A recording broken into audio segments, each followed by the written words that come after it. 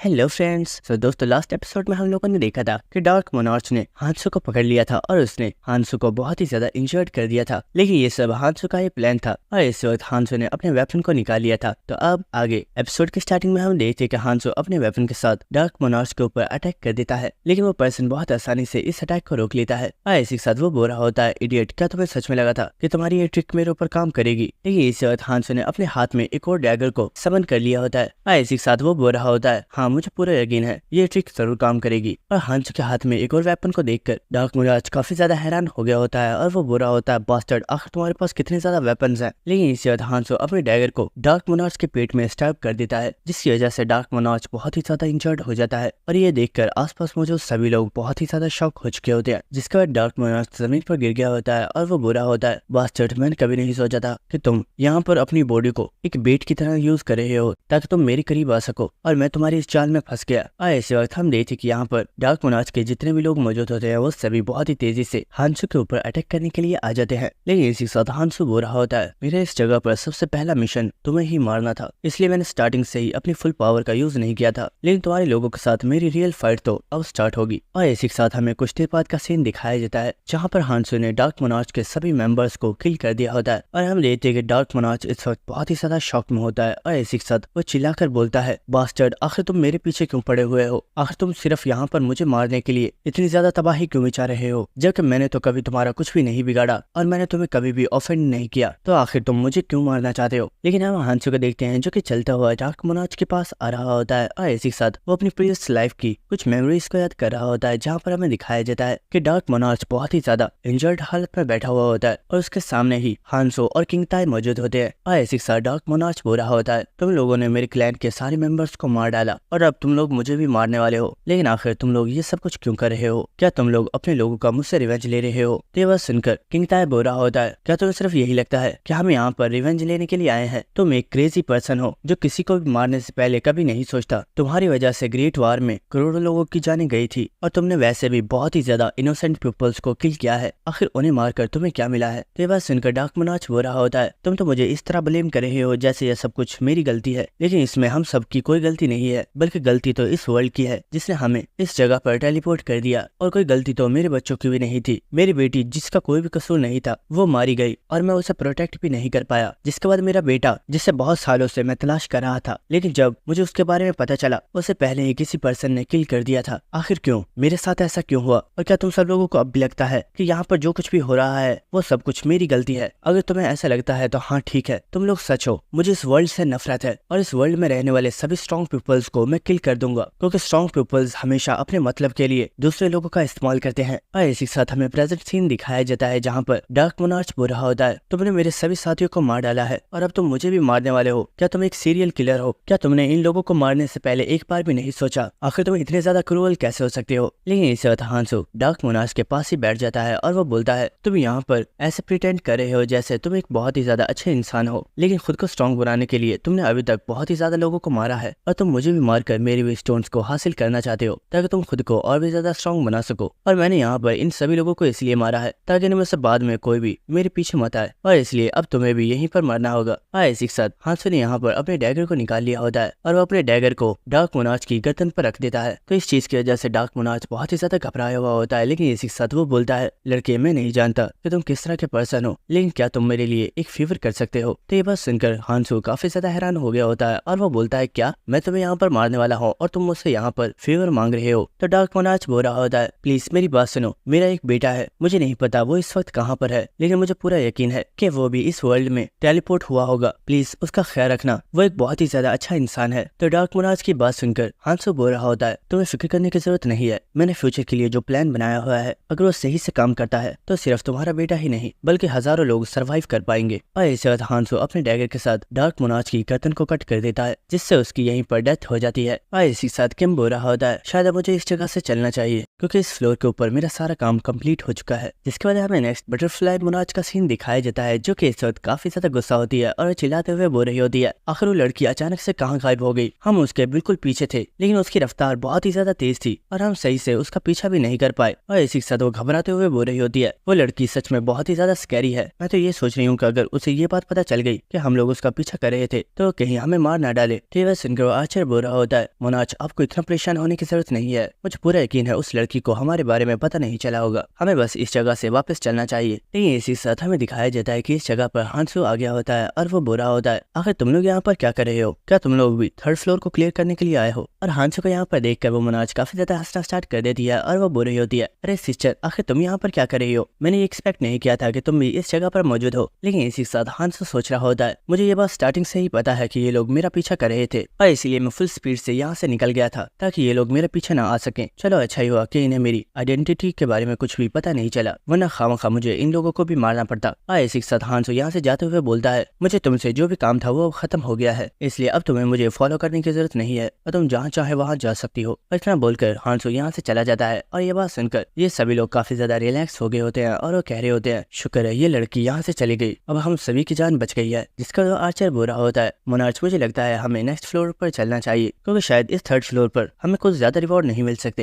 लेकिन इसी साथ वो मोनाज बोलती है, नहीं, हम सबसे पहले इस पूरे एरिया को एक्सप्लोर करने वाले हैं कि आखिर ऐसा क्या था, क्योंकि मैं जानना चाहती हूँ कि आखिर ये लड़की इस फ्लोर के ऊपर करने क्या आई थी। इसके बाद हमें नेक्स्ट सीन दिखाया जाता है कि ये मोनाज और इसके सभी साथी उसी जगह पर आ चुके होते हैं जहाँ पर वो क्रिस्टल मौजूद होता है और इसी के साथ यहाँ पर वो लिटिल क्रिएचर भी मौजूद होता है जो कि बुरा होता है। क्या तुम लोग भी यहाँ पर किसी पर्सन को जिंदा करने के लिए आए हो? तो ये बात सुनकर वो मोनाज काफी ज्यादा हैरान होती है और इसी के साथ वो बोलती है, हाँ, हम लोग यहाँ पर किसी को जिंदा करने के लिए आए हैं। जिसके बाद हमें नेक्स्ट सीन दिखाया जाता है जहाँ पर हांसू थर्ड फ्लोर से वापस आ चुका होता है और इसी के साथ उसने अपने उस आर्टिफैक्ट को भी उतार दिया होता है और वो बुरा होता है, मुझे अब अपनी आइडेंटिटी को और ज्यादा छुपाने की जरूरत नहीं है क्योंकि यहाँ पर और कोई भी इतना पावरफुल पर्सन नहीं है जो मुझे नुकसान पहुंचा सके। और इसी के साथ हांसू सोच रहा होता है, फाइनली तो दोबारा से फोर्थ फ्लोर को कंप्लीट करने का टाइम आ गया, लेकिन इस बार के सभी चीजें मेरी प्रीवियस लाइफ से बिल्कुल डिफरेंट होंगी। जिसके बाद हमें नेक्स्ट फोर्थ फ्लोर का सीन दिखाया जाता है जहाँ पर फर्स्ट फ्लोर से लेकर थर्ड फ्लोर के सभी पीपल्स आ चुके होते हैं और इसी के साथ लिटिल क्रिएचर सभी लोगों को बता रहा होता है, फोर्थ फ्लोर असलियत में एक प्रिपरेशन जोन है जहाँ पर तुम सभी लोगों को बोर्ड्स को तैयार करना है और इन बोर्ड्स को तुम लोग मॉन्स्टर्स को किल करके तैयार कर पाओगे और जितने पावरफुल मॉन्स्टर को तुम किल करोगे उतने ही पावरफुल मटेरियल्स को तुम मेरे साथ एक्सचेंज कर सकते हो। जिसके बाद उन मटेरियल्स के जरिए तुम अपने लिए जिन बोर्ड्स को तैयार करोगे उनके ऊपर बैठकर तुम्हें इस प्रिपरेशन जोन से निकलना है। और एक और चीज, बोर्ड्स को तैयार करने के लिए तुम्हारे पास सिर्फ लिमिटेड टाइम है और जब तुम्हारा वो टाइम खत्म हो जाएगा तो इस पूरे आइलैंड के ऊपर पॉइजनस वाटर फैल जाएगा और क्योंकि वो वाटर पॉइजनस होगा इसलिए जो भी पर्सन यहाँ पर रह गया उसकी यहीं पर डेथ हो जाएगी। तो ये बात सुनकर सभी लोग काफी ज्यादा हैरान हो रहे होते हैं और वो कह रहे होते हैं, आखिर ये किस तरह का मजाक है, हमें यहाँ पर बोट बनाने के लिए मॉन्स्टर्स को किल करना पड़ेगा। इसका मतलब है कि हमें अपने पूरे क्लैन के लिए बहुत ही ज्यादा मॉन्स्टर्स को किल करना होगा और तब जाकर हम एक बहुत ही बड़ी बोट को क्रिएट कर पाएंगे और अगर हम उस बोट को टाइम पर नहीं बना पाए तो हम सभी लोग मारे जाएंगे। लेकिन इसी साथ एक पर्सन बोल रहा होता है, हम सभी लोगों को आपस में मिलकर काम करना होगा और हम लोग तभी तेजी से अपनी बोट्स को क्रिएट कर पाएंगे। लेकिन इसी साथ हांसू सोच रहा होता है, इस जगह पर सभी लोगों को बोट्स को क्रिएट करना है लेकिन इसके लिए इन्हें यहाँ पर पावरफुल मॉन्स्टर्स को किल करना पड़ेगा। लेकिन मेरा प्लान इस वक्त बिल्कुल डिफरेंट है और मुझे जल्द से जल्द उस जगह पर पहुंचना है।